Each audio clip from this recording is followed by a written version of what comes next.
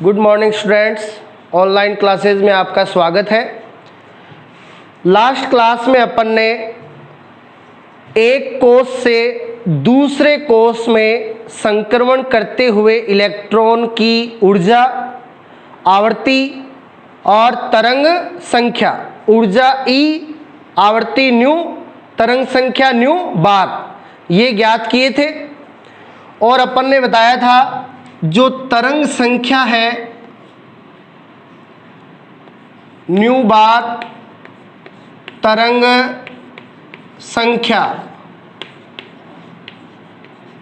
Wave number, इसका formula होता है RH 1/n1 square minus 1/n2 square centimetre inverse. ठीक है। अब यहां पे RH क्या था? दूरी का रिडबर्ग नियतांक। यहां N1 यहां पे है निम्न ऊर्जा स्तर, N1 यहां पे होता है निम्न ऊर्जा स्तर और N2 यहां पे होता है उच्च ऊर्जा स्तर। ठीक है। तो कल अपन ने जो कंडीशन की थी वो ऐसी थी कि इलेक्ट्रॉन है वो एक ऊर्जा स्तर से दूसरे ऊर्जा स्तर में क्या कर रहा है? संक्रमण कर रहा है। तो अपने ऊर्जा स्तर कितने हो गए थे? 2। तो N1 है वो यहां निम्न ऊर्जा स्तर है, N2 यहां पे उच्च ऊर्जा स्तर है। ठीक है। तो ये तरंग संख्या का सूत्र है जो कल अपन ने निकाला था। अब आज का अपना टॉपिक है हाइड्रोजन परमाणु का स्पेक्ट्रम तथा स्पेक्ट्रमी श्रेणियां। आपको याद होगा रदरफोर्ड की कमी थी कि वो परमाणु के स्पेक्ट्रम के बारे में नहीं बता सका था। और वहां अपन ने बताया था कि परमाणु का स्पेक्ट्रम है वो कैसा होता है? रेखीय। परमाणु का स्पेक्ट्रम कैसा होता है? रेखीय। बाद में रदरफोर्ड की इस कमी को बोहर ने पूर्ण किया था और बोहर ने अपना मॉडल, अपन बता चुके हैं, बोहर ने अपना मॉडल ऐसे परमाणु के लिए दिया था या ऐसे आयन के लिए दिया था जिसमें इलेक्ट्रॉन की संख्या 1 होती है। तो हाइड्रोजन परमाणु बेसिकली बोहर का मॉडल किसके लिए है? हाइड्रोजन परमाणु के लिए, क्योंकि उसमें इलेक्ट्रॉन की संख्या 1 होती है। तो आज अपन हाइड्रोजन परमाणु का स्पेक्ट्रम तथा स्पेक्ट्रमी श्रेणियां पढ़ेंगे। ठीक है। अब देखिए अपन को पता है परमाणु का स्पेक्ट्रम रेखीय, लीनियर होता है। ये अपन पहले बता चुके हैं कि परमाणु का स्पेक्ट्रम कैसा होता है? रेखीय। अतः हाइड्रोजन परमाणु के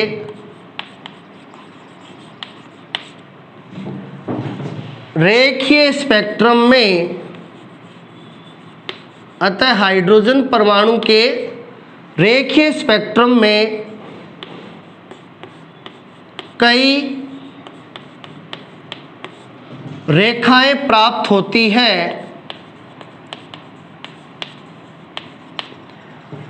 तो हाइड्रोजन परमाणु का स्पेक्ट्रम कैसा होता है? रेखीय, लीनियर। तो उसके रेखीय या लीनियर स्पेक्ट्रम में बहुत सारी रेखाएं यानी लाइंस है वो प्राप्त होंगी। इन रेखाओं को स्पेक्ट्रमी रेखाएं या स्पेक्ट्रमी श्रेणियां कहा जाता है।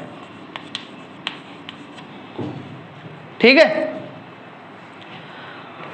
तो देखो स्पेक्ट्रम है, स्पेक्ट्रम क्या होता है? स्पेक्ट्रम की परिभाषा अपन ने बताई थी कि श्वेत प्रकाश के जो 7 रंग हैं, विबग्योर, श्वेत प्रकाश के 7 रंगों को अपन पर्दे पर गिराते हैं तो पर्दे पर चमकीली या काली पट्टिकाएं प्राप्त होती है। तो पर्दे पर प्राप्त पट्टिका है वो होती है क्या? स्पेक्ट्रम, जो प्राप्त होती है श्वेत प्रकाश के रंगों द्वारा, श्वेत प्रकाश के 7 रंगों द्वारा। तो श्वेत प्रकाश के 7 रंग विबग्योर को पर्दे पर आपतित कराएंगे तो पर्दे पर पट्टिका प्राप्त होती है, उस पट्टिका को क्या कहते हैं? स्पेक्ट्रम कहते हैं, है ना। स्पेक्ट्रम के 2 प्रकार बताए थे अपन ने, उत्सर्जन स्पेक्ट्रम और अवशोषण स्पेक्ट्रम। अवशोषण स्पेक्ट्रम में काली पट्टिकाएं प्राप्त होती हैं और उत्सर्जन स्पेक्ट्रम में चमकीली पट्टिकाएं प्राप्त होती हैं, है ना। तो वो जो स्पेक्ट्रम होता है उस स्पेक्ट्रम को अपन पढ़ेंगे आज किसके लिए? हाइड्रोजन परमाणु के लिए। तो देखिए परमाणु का स्पेक्ट्रम रेखीय होता है, लीनियर होता है। अतः हाइड्रोजन परमाणु के रेखीय या लीनियर स्पेक्ट्रम में कई रेखाएं या लाइंस प्राप्त होती हैं। उन रेखाओं या लाइंस को क्या कहते हैं? स्पेक्ट्रमी रेखाएं या स्पेक्ट्रमी लाइंस या स्पेक्ट्रमी श्रेणियां या स्पेक्ट्रमी सीरीज कहा जाता है, ठीक है। अब ये जो स्पेक्ट्रमी श्रेणियां हैं, स्पेक्ट्रमी लाइंस हैं, इनको तरंग संख्या के सूत्र द्वारा दर्शाया जाता है।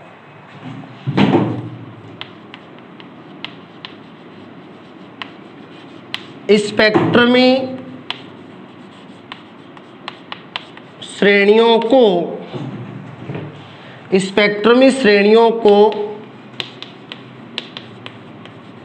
तरंग संख्या न्यू बार के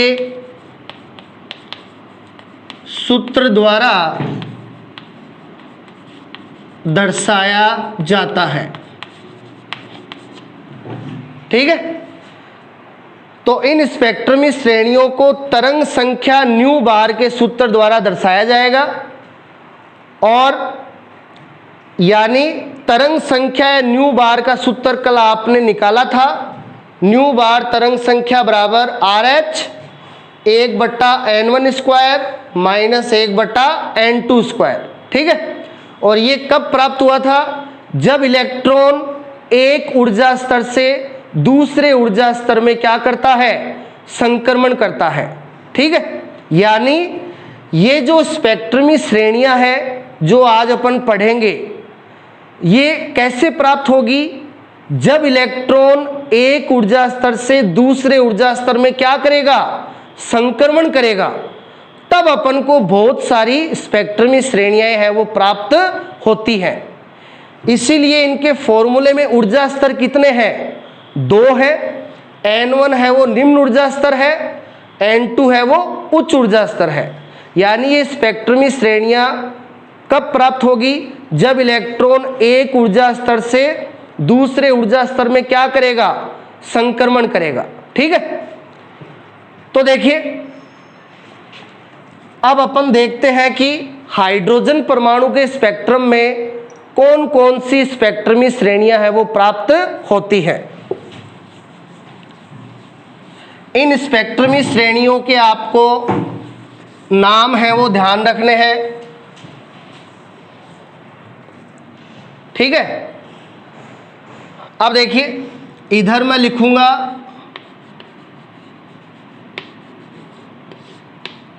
स्पेक्ट्रमी श्रेणी, ठीक है। यहां पे मैं लिखूंगा उस स्पेक्ट्रमी श्रेणी के लिए निम्न ऊर्जा स्तर का मान। निम्न ऊर्जा स्तर कौन सा था? N1। यानी यहां पे N1 का मान लिखेंगे और यहां लिखेंगे उच्च ऊर्जा स्तर। उच्च ऊर्जा स्तर कौन सा था? N2। तो ये अपन इस टेबल में 3 पॉइंट्स रखेंगे। स्पेक्ट्रमी श्रेणी, उसके लिए निम्न ऊर्जा स्तर N1 का मान और उसके लिए उच्च ऊर्जा स्तर N2 का मान, ठीक है। देखिए अब ध्यान से देखना, हाइड्रोजन परमाणु में कौन कौन सी स्पेक्ट्रमी श्रेणियां प्राप्त होती है, इनके आपको नाम पता होने चाहिए और इनके लिए N1 और N2 के मान पता होने चाहिए, ठीक है। तो पहली जो श्रेणी होती है उसका नाम होता है लाइमन श्रेणी। पहली स्पेक्ट्रमी श्रेणी कौन सी होती है? लाइमन श्रेणी। अब लाइमन श्रेणी के लिए N1 का मान होता है 1। लाइमन श्रेणी के लिए निम्न ऊर्जा स्तर का मान कितना होता है? 1। और इसके लिए उच्च ऊर्जा स्तर N2 के मान होते हैं 2, 3, 4, 5, 6, 7 डैश डैश डैश। इसका मतलब आप क्या समझे कि लाइमन श्रेणी कैसे प्राप्त होगी? इलेक्ट्रॉन है वो दूसरे कोष से या तीसरे कोष से या चौथे कोष से या पांचवें कोष से या छठे कोष से या सातवें कोष से, कौन से कोष में आएगा? पहले कोष में आएगा। तब अपन को प्राप्त होगी कौन सी श्रेणी? लाइमन श्रेणी। तो लाइमन श्रेणी के लिए N1 यानी निम्न ऊर्जा स्तर का मान 1 और उच्च ऊर्जा स्तर का मान 2, 3, 4, 5, 6, 7। यानी लाइमन श्रेणी कैसे प्राप्त होगी? जब इलेक्ट्रॉन दूसरे, तीसरे, चौथे, पांचवें, छठे, सातवें कोष से कौन से कोष में आएगा? पहले कोष में आएगा, तब अपन को लाइमन श्रेणी है वो प्राप्त होगी, ठीक है। दूसरी श्रेणी का नाम होता है बामर श्रेणी। दूसरी श्रेणी का नाम क्या होता है? बामर श्रेणी। अब बामर श्रेणी के लिए N1 का मान होता है 2। बामर श्रेणी के लिए N1 का मान कितना होगा?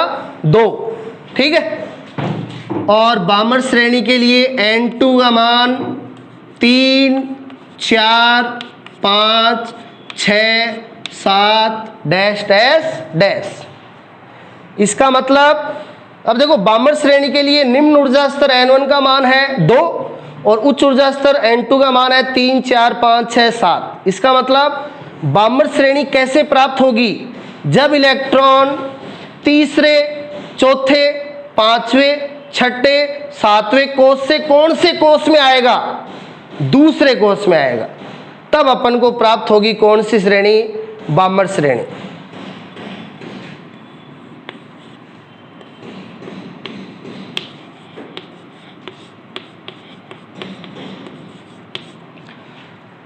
तीसरी है पाश्चन श्रेणी। अब पाश्चन श्रेणी के लिए N1 का मान 3। अब N1 का मान 3 है तो N2 के मान आप समझ गए होंगे, 4, 5, 6, 7। 4, 5, 6, 7 डैश डैश डैश। यानी तीसरी जो श्रेणी है पाश्चन श्रेणी, ये कैसे प्राप्त होगी? जब इलेक्ट्रॉन चौथे, पांचवें, छठे, सातवें कोष से कौन से कोष में आएगा? तीसरे कोष में आएगा, तब अपन को प्राप्त होगी पाश्चन श्रेणी।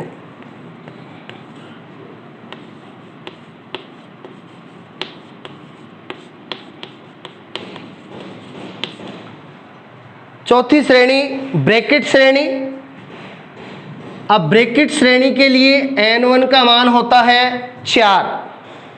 अब ब्रैकेट श्रेणी के लिए N1 का मान 4 है तो समझ गए होंगे N2 का मान 5 से स्टार्ट होगा, 5, 6, 7, 8 डैश डैश डैश। यानी ब्रैकेट श्रेणी कैसे प्राप्त होगी? जब इलेक्ट्रॉन पांचवें, छठे, सातवें, आठवें कोष से कौन से कोष में आएगा? चौथे कोष में आएगा, ठीक है।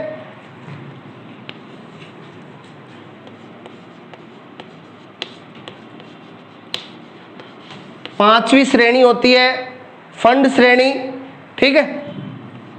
अब फंड श्रेणी पांचवी है, इसके लिए N1 का मान 5, निम्न ऊर्जा स्तर का मान 5 और N2 का मान स्टार्ट हो जाएगा 6 से 6 7 8 डैश डैश डैश।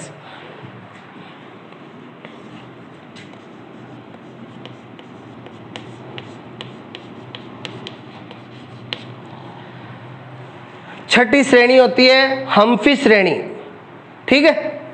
अब इसके लिए n1 का मान 6 और n2 के मान 7 8 डैश डैश डैश। यानी हम्फ्री श्रेणी कैसे प्राप्त होगी? जब इलेक्ट्रॉन 7वें 8वें 9वें 10वें कोष से कौन से कोष में आएगा? छठे कोष में आएगा। तो ये हाइड्रोजन के स्पेक्ट्रम में प्राप्त होने वाली श्रेणियों के नाम हैं लाइमन, बामर, पाश्चन, ब्रैकेट, फंड, हम्फ्री। और ये इनके लिए n1 और n2 के मान हैं। तो आप समझ गए होंगे कि स्पेक्ट्रमी श्रेणियों को तरंग संख्या के सूत्र द्वारा क्यों दर्शाया जाता है। इस सूत्र में आप देख सकते हो n1 निम्न ऊर्जा स्तर, n2 उच्च ऊर्जा स्तर। तो ये इन श्रेणियों के n1 और n2 के मान हैं, ठीक है। तो हाइड्रोजन के स्पेक्ट्रम में कौन कौन सी श्रेणियां होती है, इनके नाम ध्यान में रखने हैं एकदम क्रम से। इनके लिए n1 और n2 के मान ध्यान रखने। n1 होगा निम्न ऊर्जा स्तर, n2 होगा उच्च ऊर्जा स्तर, ठीक है। अब देखो निम्न ऊर्जा स्तर n1 के मान पहली श्रेणी के लिए 1, दूसरी श्रेणी के लिए 2, तीसरी श्रेणी के लिए 3, चौथी के लिए 4, पांचवी के लिए 5, छठी के लिए 6, है ना। अब इनके जो n1 के मान हैं, n2 के मान उसके आगे से स्टार्ट कर दो। अब इसके लिए n1 का मान 1 है तो n2 के मान 2 से स्टार्ट हो जाएंगे, 2 3 4 5 6। इसके लिए n1 का मान 2 है तो n2 का मान 3 से स्टार्ट हो जाएगा, 3 4 5 6। इसके लिए n1 का मान 3 है तो n2 का मान 4 से स्टार्ट हो जाएगा। समझ गए? तो ये हाइड्रोजन की स्पेक्ट्रमी श्रेणियां हैं।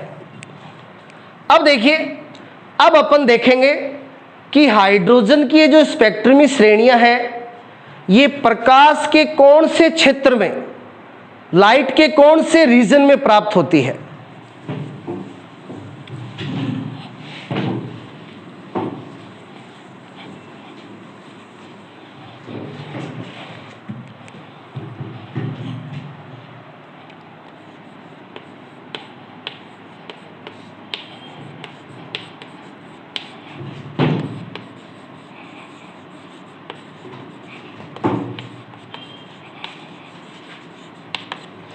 अब अपन देखेंगे कि ये जो स्पेक्ट्रमी श्रेणियां हैं, ये प्रकाश के कौन से क्षेत्र में, लाइट के कौन से रीजन में प्राप्त होती है।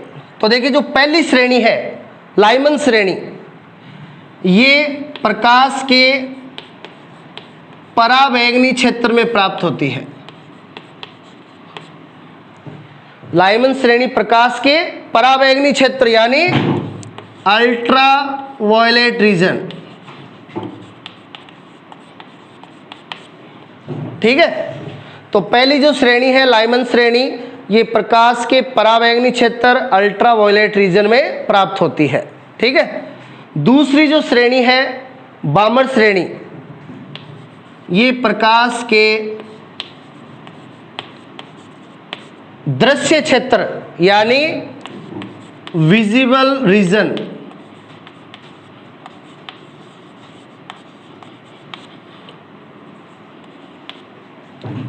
दृश्य क्षेत्र यानी विजिबल रीजन में प्राप्त होती है, ठीक है।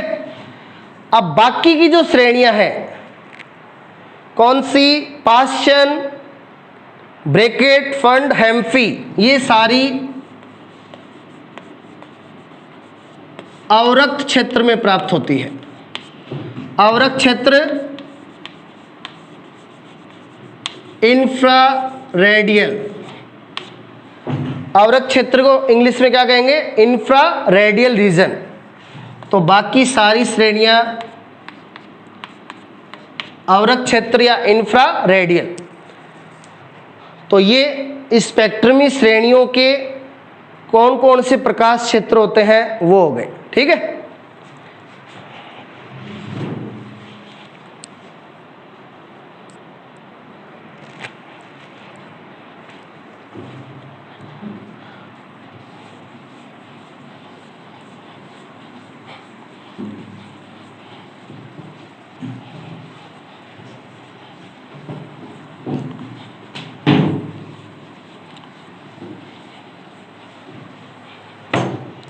अब देखिए, अब अपन ने जो जो श्रेणियां अभी देखी उन श्रेणियों को अपन डायग्राम से शो करेंगे।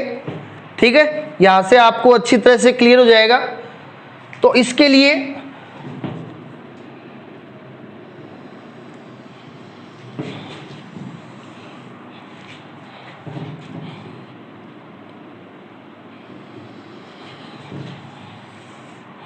मैं यहां पे 8 लाइंस बना रहा हूं।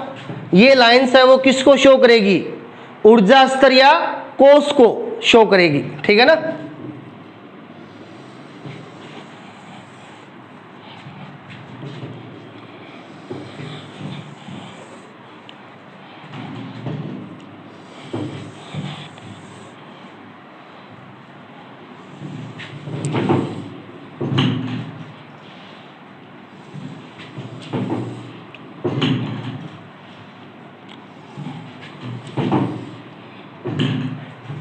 तो देखिए, ये 8 लाइंस बना दी अपन ने। ये किसको शो करेगी? ऊर्जा स्तर या कोष को, जिसको इंग्लिश में सेल कहते हैं। ठीक है ना। तो ये नीचे वाला पहला कोष हो गया। ठीक है, फिर उसके ऊपर दूसरा, उसके ऊपर तीसरा, उसके ऊपर चौथा, उसके ऊपर पांचवा, उसके ऊपर छठा, उसके ऊपर सातवां और उसके ऊपर आठवां। तो ये अपने 8 ऊर्जा स्तरीय कोष हो गए। ठीक है, अब देखिए, सबसे पहले अपन बनाएंगे पहली श्रेणी, यानी कौन सी थी? लाइमन श्रेणी। अब लाइमन श्रेणी के लिए n1 का मान होता है 1 और n2 के मान होते हैं 2, 3, 4, 5, 6, 7, 8, है ना। यानी वो श्रेणी कैसे प्राप्त होगी? जब इलेक्ट्रॉन दूसरे, तीसरे, चौथे, पांचवें, छठे, सातवें, आठवें से कौन से कोष में आएंगे? पहले कोष में आएंगे। ठीक है, तो देखिए, पहला कोष ये रहा।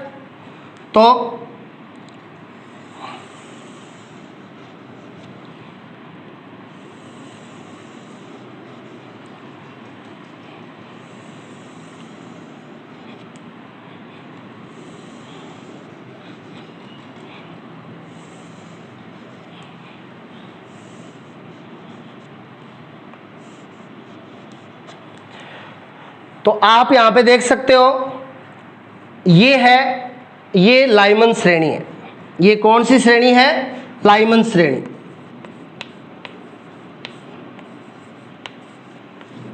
ये अपनी पहली श्रेणी है, लाइमन श्रेणी। आप यहां पे देख सकते हो, सारी लाइंस हैं वो कौन से कोष में आ रही है? पहले कोष में। यानी निम्न ऊर्जा स्तर का मान कितना हो गया? 1।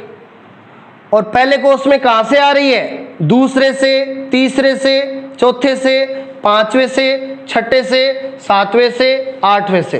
यानी उच्च ऊर्जा स्तर n2 का मान हो गया 2, 3, 4, 5, 6, 7, 8, है ना। अब देखो, ये इस श्रेणी की पहली लाइन है, ये इस श्रेणी की दूसरी लाइन यानी रेखा।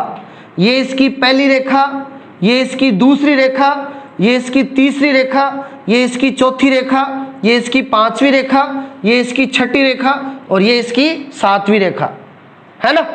अब यदि आपको कोई पूछ ले, ध्यान देना अब, कि जो लाइमन श्रेणी है उसकी प्रथम रेखा के लिए, उसकी प्रथम रेखा के लिए n1 तथा n2 के मान बताइए। अब थोड़ा सा ध्यान दो भाई, लाइमन श्रेणी है, आपको पूछ ले लाइमन श्रेणी की पहली रेखा के लिए n1 और n2 के मान बताइए, है ना।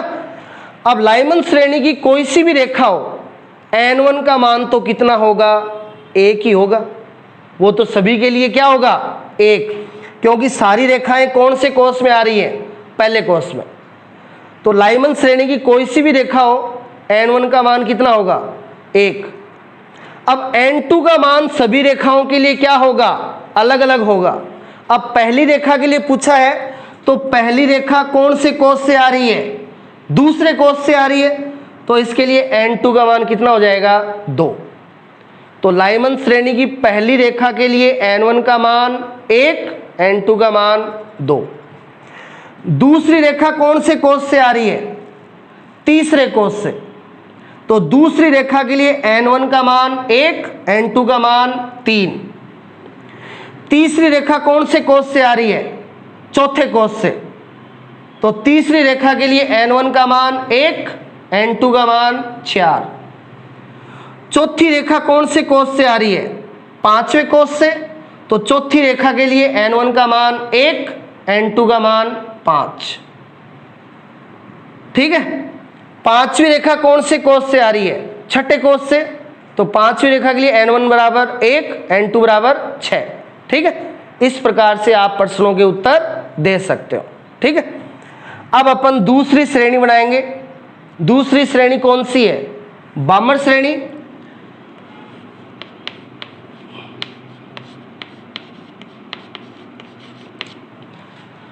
अब बामर श्रेणी के लिए निम्न ऊर्जा स्तर n1 का मान कितना होता है 2, यानी ये कौन से कोष में बनेगी, दूसरे कोष में।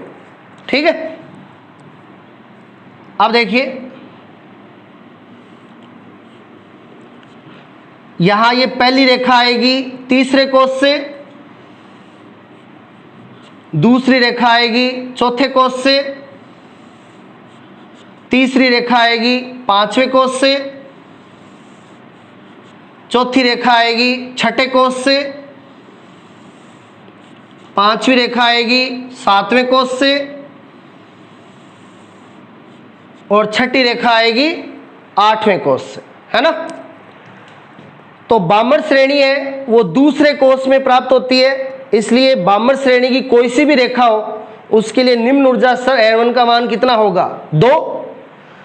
अब पहली रेखा के लिए उच्च ऊर्जा स्तर n2 का मान 3, दूसरी के लिए 4, तीसरी के लिए 5, चौथी के लिए 6, पांचवी के लिए 7, छठी के लिए 8। तो बामर श्रेणी दूसरी श्रेणी होगी जो दूसरे कोष में बनती है। लाइमर और बामर के बाद में तीसरी पाश्चन। पाश्चन श्रेणी प्राप्त होती है तीसरे कोष में।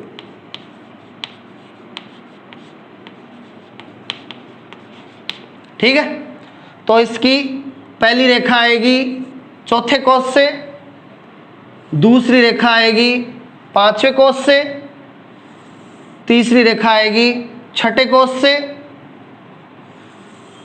चौथी रेखा आएगी सातवें कोष से, पांचवी रेखा आएगी आठवें कोष से, है ना। तो पाश्चन श्रेणी के लिए निम्न ऊर्जा स्तर n1 का मान 3, यानी तीसरे कोष में प्राप्त होगी, और उच्च ऊर्जा स्तर है n2। पहली रेखा के लिए 4, दूसरी के लिए 5, तीसरी के लिए 6, चौथी के लिए 7, पांचवी के लिए 8। ठीक है,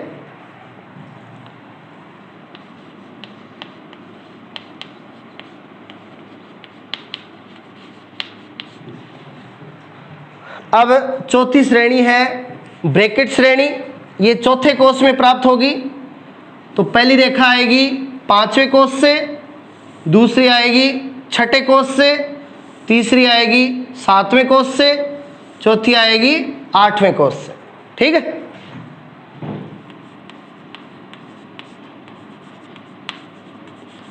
फंड श्रेणी पांचवें कोष में बनेगी।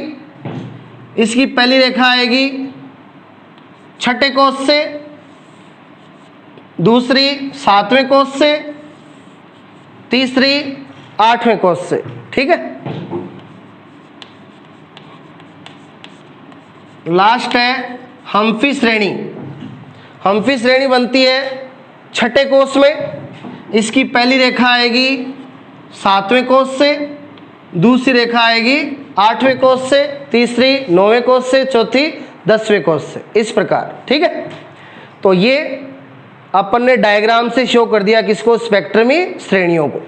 तो लाइमन श्रेणी पहले कोर्स में, बामर श्रेणी दूसरे कोर्स में, पासचंद श्रेणी तीसरे कोर्स में, ब्रैकेट चौथे में, फंड पांचवें में, हम्फी छठे में। तो ये इनके N1 के मान हो गए निम्न ऊर्जा स्तर के, और N2 के मान आप इनकी रेखाओं के अकॉर्डिंग लिख सकते हो। ठीक है, तो आपको कौन सी श्रेणी की कौन सी रेखा पूछी गई है, जैसे आपको प्रश्न दे दिया जाए पासचंद श्रेणी की तीसरी रेखा के लिए N1 और N2 के मान बताओ। प्रश्न क्या है, ध्यान से सुनना। पासचंद श्रेणी की तीसरी रेखा के लिए N1 और N2 के मान बताओ। अब पासचंद श्रेणी ये है, कौन से कोष में बनती है, तीसरे कोष में, तो N1 का मान तो कितना हो गया 3। अब आपको कौन सी रेखा दी है, तीसरी रेखा, पहली दूसरी तीसरी। अब देख लो तीसरी रेखा कहां से आ रही है, छठे कोष से आ रही है, तो इसकी तीसरी रेखा के लिए N2 का मान हो जाएगा 6, इस प्रकार से। ठीक है ना, तो ये आपके हाइड्रोजन परमाणु की क्या है, स्पेक्ट्रम में श्रेणियां हैं। इसको आप ध्यान से देखना, इस पे आधारित क्वेश्चन है, वो आपको कल पूछेंगे। Thank you.